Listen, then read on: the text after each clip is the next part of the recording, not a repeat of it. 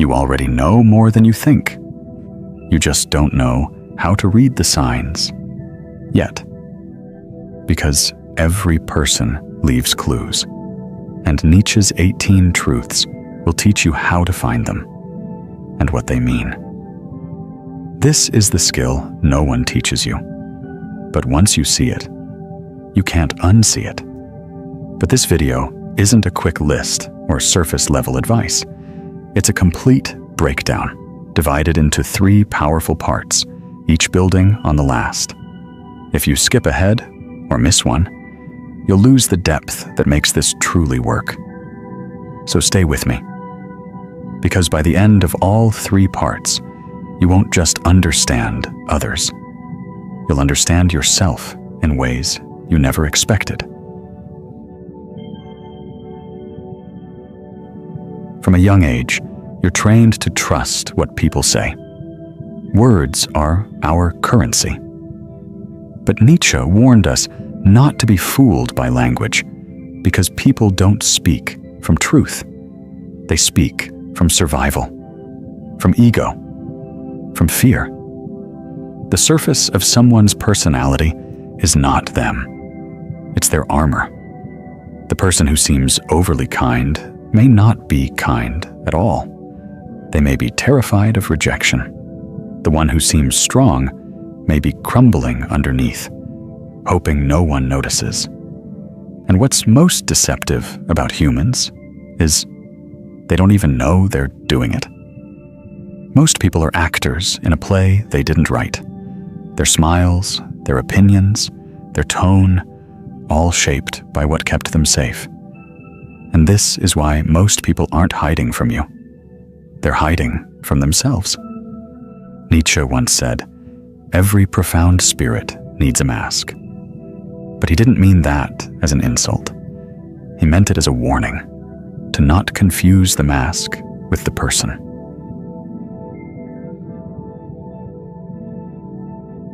Here's what no one tells you. People leak the truth all the time. Not in their words, but in the cracks. The moments they look away, the way they laugh too long, the way they quickly change the subject when it gets too close. And Nietzsche's first psychological truth is this. 1. Everyone wears a mask to survive. Not because they're fake, but because they're scared. To survive society, people create a version of themselves they hope will be accepted. But masks aren't perfect. They slip. And the first sign of truth is tension. Watch for what makes someone uncomfortable. That's where the real person begins. 2. What someone hates in others reveals what they're hiding in themselves. This is one of Nietzsche's sharpest insights: projection. When someone constantly mocks arrogance, they're often insecure about their own self-worth. When someone can't stop pointing out dishonesty in others, they're usually hiding a truth they haven't faced. We hate in others what we're afraid to admit in ourselves. So when you want to read someone, don't just look at what they admire. Look at what they criticize. And why? 3. Silence reveals more than words. Nietzsche didn't believe truth came from talking. In fact, he saw language as a tool of the herd, often used to avoid confronting reality. When someone pauses before answering, when they dodge certain topics, when they give short, rehearsed replies to deep questions, that silence is louder than speech. A person avoiding vulnerability is revealing everything about what they fear. 4. Excessive virtue is often disguised vanity. Be wary of the person who loudly proclaims their purity, the one always correcting others, always preaching. Nietzsche called this the will to power in disguise. Sometimes morality becomes a mask for superiority. The louder the virtue signal, the more likely there's something being hidden behind it. Real goodness doesn't need applause. 5. People don't lie to you first. They lie to themselves. This one changes everything. The lies you hear from people, "I'm fine, I'm over it, I don't care," aren't lies to hurt you. They're lies they've rehearsed so often, they believe them. Nietzsche understood self-deception not as evil, but as defense, a way to keep functioning in a painful world. So when someone's story doesn't quite add up, don't assume they're trying to deceive you. Realize they've been doing it to themselves far longer. And that's what makes reading them possible, because the inconsistencies reveal the truth. 6. Where someone feels superior, they're hiding inferiority. This is pure Nietzsche. He believed that superiority is often overcompensation. If someone constantly reminds you of their accomplishments, they likely fear they're not enough. If someone puts others down casually, they're probably terrified of being overlooked. Real confidence doesn't compete, it just is. So if someone needs to dominate, control, or prove, look deeper. Behind the throne, you'll often find a scared child wearing a crown. Reading people isn't about judging them. It's about understanding their core. When someone interrupts constantly, you now know it's not always arrogance. It might be fear of being forgotten. When someone posts obsessively about happiness, it may be a cry for help. When someone avoids eye contact while saying, "I'm fine," you know to listen to the body, not the sentence. Use these truths not to gain power, but to extend compassion. Because the more clearly you see someone, the less likely you are to hate them. And that's Nietzsche's secret. He didn't want you to see through others so you could control them. He wanted you to see through them so you could stop being fooled and start connecting. And if you've ever looked at someone and felt like you were only seeing the surface, if you've ever wished you could decode what's really going on beneath the mask, drop a comment below. Let's talk about the moments when people showed you the truth without saying a word. And if this video helped you see people differently, subscribe. There's much more coming, and you'll want to see the rest of Nietzsche's truths unfold. It's one thing to notice the mask. It's another thing entirely to watch it crack. If you've ever paid attention, you've probably seen it happen.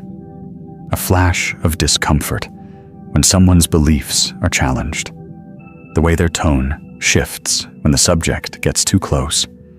The nervous laugh that doesn't match the words. These moments aren't mistakes, they're clues. And if you know what to look for, you'll begin to understand that people aren't hard to read. They're just scared to be seen.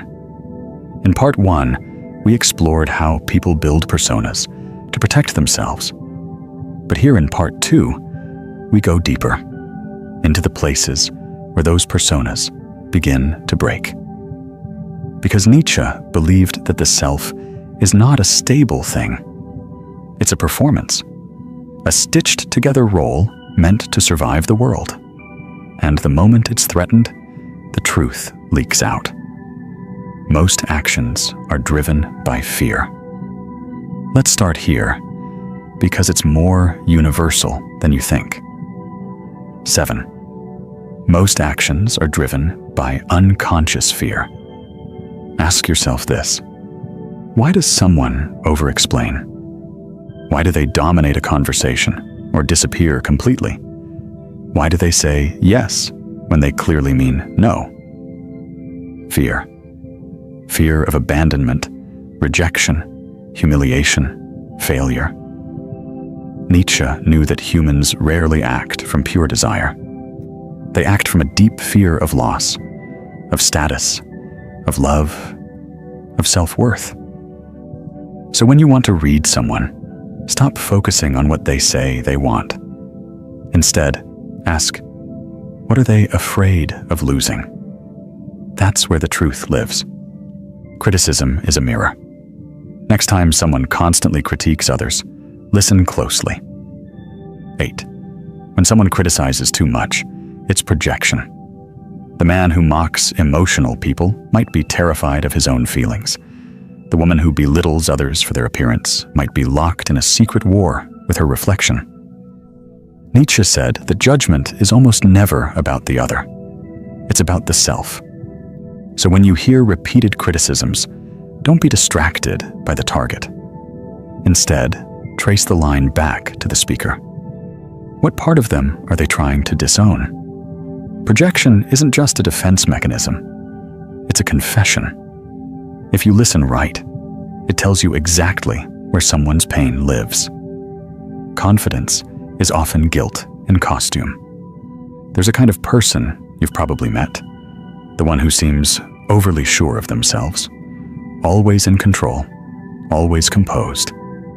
But watch long enough, and you'll see the tension in their jaw, the way they over-prepare, the defensiveness under pressure.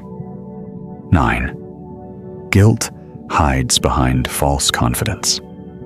Nietzsche observed this phenomenon in leaders, teachers, preachers, those who perform certainty because they're scared of being seen. When someone is chronically confident, look for the guilt they're trying to bury. Maybe it's something they regret. Maybe it's a version of themselves they're trying to prove wrong. Real peace doesn't perform. So when someone seems too confident, don't be intimidated. Be curious. Exaggeration reveals the hidden truth. This one is subtle, but powerful. And once you see it, you can't unsee it. 10. People betray themselves through exaggeration. Someone who constantly says, "I don't care what anyone thinks," likely cares deeply. Someone who claims, "I'm always happy," likely isn't. Exaggeration is a tell. It's the ego trying to drown out doubt. Nietzsche believed that extremism, in any direction, is a form of imbalance, not strength. So when someone's statements sound too absolute, don't believe the content. Read the insecurity underneath. Exaggeration is volume. The question is, what are they trying to silence? The desire for control masks inner chaos. Control. We seek it everywhere, in our jobs, our relationships, our routines. But some people crave it to the point of obsession, and that's a sign. 11. Those who seek control often fear inner chaos. Nietzsche saw this clearly. When the inner world is disordered, the outer world must be managed obsessively. If someone micromanages every detail, if they can't handle change, if they dominate people to feel powerful, it's not because they're strong. It's because something inside them feels out of control. So instead of fearing the controlling person, see them for what they are. Someone terrified that the moment they let go, it will all fall apart. The stricter the outer shell, the more fragile the inner self. Performance equals emptiness in disguise. This is one of Nietzsche's most haunting insights, and it applies more today than ever. 12. The louder the performance, the emptier the core. Look at social media. The endless look at me energy. The perfect poses, the constant updates, the curated identity. Nietzsche didn't see this as strength. He saw it as desperation. When someone is constantly performing, it's because they don't believe they'll be seen or loved without it. So they create noise, color, drama. But the person who truly knows themselves doesn't need to be watched. They're already whole. So when someone's life looks like a performance, remember this: it's not a show of power. It's a whisper of need. Putting it together. You're probably starting to feel it now. The shift. You walk into a room, and suddenly, the patterns speak louder than the words. You see someone interrupting constantly and realize they're terrified of being forgotten. You see someone who boasts endlessly and sense their invisible wound. You're not reading minds. You're reading the mask. And Nietzsche gave you the flashlight. This isn't just a skill. It's a responsibility. Because once you learn to see people clearly, you can't unsee it. And you'll begin to understand that most people are suffering quietly behind polished smiles. Reading them is not about gaining leverage, it's about offering grace. When you see the child behind the critic, the fear behind the bully, the guilt behind the arrogance, you don't become weaker. You become unshakable. Want more? If this part of the video opened your eyes, wait until the final part. Because in part 3, we strip away the final layer. We'll explore how people's deepest childhood wounds show up in their adult personalities, how their envy, their silence, their need to be remembered, all reveal their soul. You'll learn the final 6 truths that make you see people with absolute clarity. But more importantly, you'll understand yourself. By now, something in you has shifted. You don't just see people, you read them, not as villains, not as victims, but as humans trying to survive with masks they didn't even choose. But we're not done yet, because behind every behavior is a belief, and behind every belief is a wound. This final part is about learning to recognize the soul, the deep story that hides underneath the surface of everyone you meet. Nietzsche didn't just expose people's patterns, he illuminated where those patterns come from. Let's finish what we started.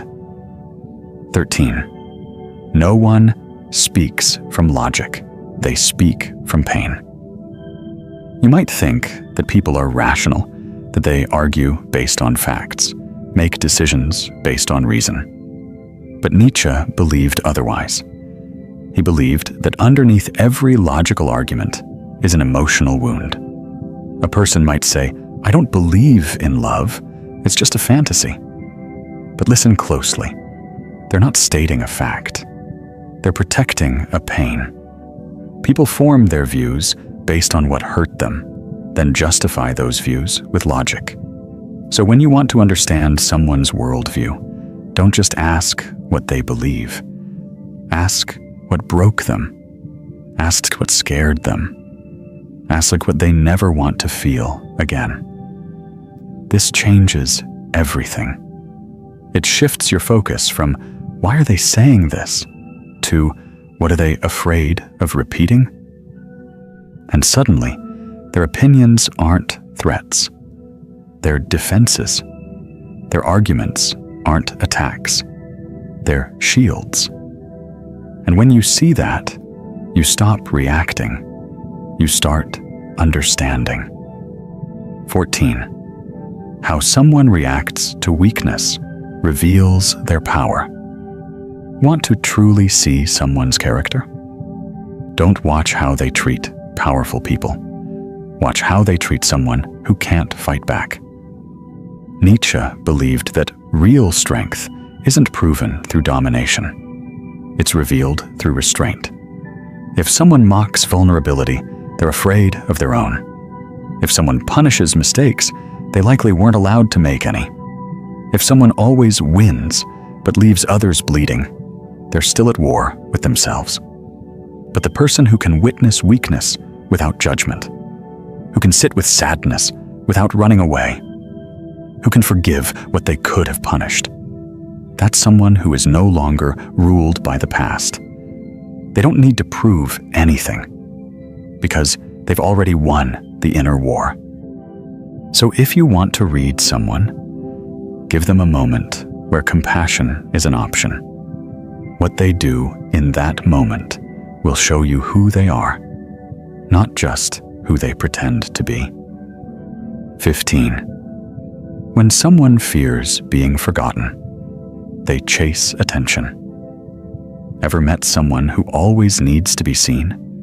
Every room they enter, every story they tell, every outfit they wear screams, "Notice me." At first glance, it looks like confidence, but Nietzsche saw through it. He believed that the hunger for attention often comes from a deeper fear, the fear of being invisible, of being erased, of living and dying without leaving a mark. So people create noise, not because they love it, but because they can't bear the silence. The child who was ignored becomes the adult who overcompensates. And instead of asking for love directly, they demand it indirectly through performance, drama, or chaos. So when you see someone who's too much, don't be quick to judge. Ask what they're afraid will happen if they're not enough. Because sometimes attention isn't vanity. It's a cry. 16. The person they attack is often the person they envy. One of Nietzsche's boldest truths, and one of the hardest to admit, is this: people don't always attack because they hate. They often attack because they admire, but feel they can never be. Criticism is easier than admiration. So the person who tears down someone successful, who mocks someone confident, who gossips about someone free, isn't just mean. They're in pain. Because to see someone embody a part of you that you've abandoned is to be reminded of what you've lost. So instead of celebrating the other, we destroy them. But envy is just unspoken desire. It's the soul saying, "I want that too, but I don't believe I'm allowed." If you can see this in others, you become immune to petty hate. If you can see this in yourself, you become free. 17. People act out their childhood, not their beliefs. You've heard it said, people don't change. But Nietzsche would say, people repeat. They repeat the roles they were forced to play, the fears they were taught to carry, the dynamics they never escaped. A person who is never heard becomes someone who never listens. A person who is punished for expressing emotions becomes cold, logical, detached. A person who had to earn love becomes someone who performs for affection, even when it's toxic. They think they're acting from beliefs, but really, they're just reenacting the past. So if you want to read someone, don't just look at who they are. Ask who they had to be. Because behavior is just biography. And behind every adult is a child still waiting to feel safe.